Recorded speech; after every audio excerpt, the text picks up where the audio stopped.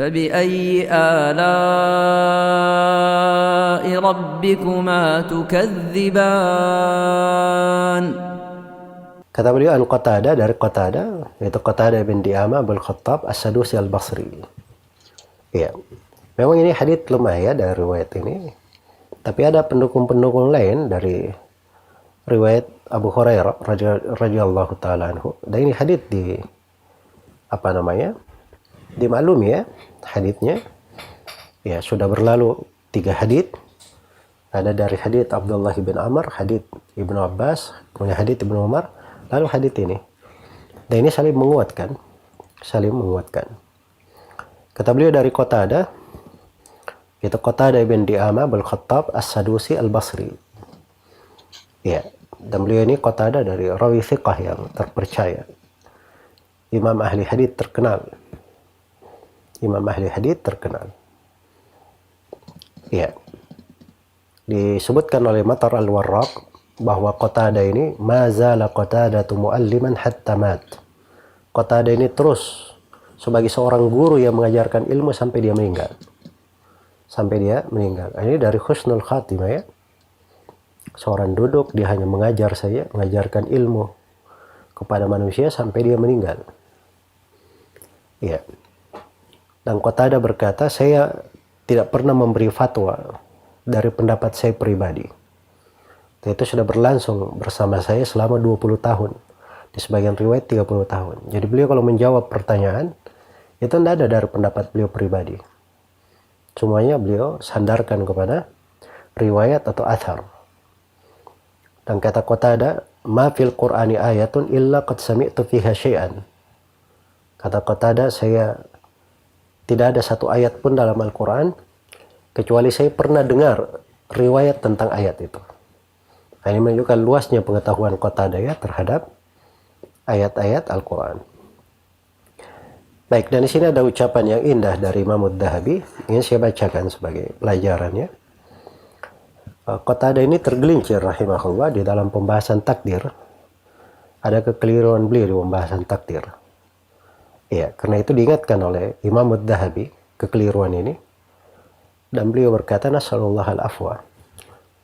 Dan kita memohon maaf kepada Allah. Wa ma'ahada fama tawaqqafa ahadun fi sidqihi wa adalatihi wa hifdhihi. Bersamaan dengan itu, walaupun Qatadah ada kekeliruan di dalam pembahasan takdir ini, tapi bersamaan dengan itu semua, tidak ada seorang imam pun yang berhenti atau tidak berpendapat, ya, berdiam tentang kejujuran Qatadah, keadilannya, serta hafalannya. Jadi semuanya menerima riwayatnya Qatadah. Iya.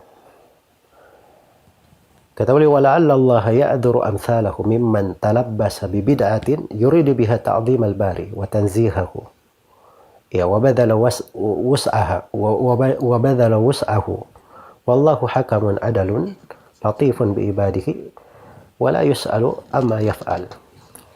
Ya, kata Ad-Dhahabi, barangkali Allah memberi udzur kepada ulama-ulama seperti ini.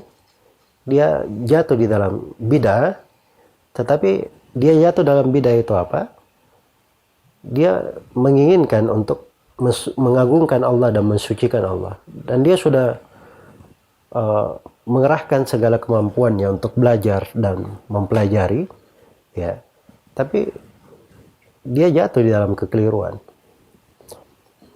Dan Allah itu maha, di tangannya lah segala hukum, dan maha adil, dan maha latif, ya, lembut kepada hamba-hambanya. Dan Allah tidak ditanya tentang apa yang dia lakukan.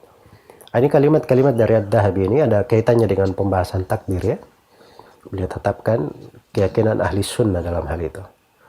Kemudian di sini ada kata yang indah dari Ad-Dhahabi, dan ini harusnya menjadi ukuran untuk setiap ulama yang jatuh di dalam kekeliruan seperti Qatadah ini.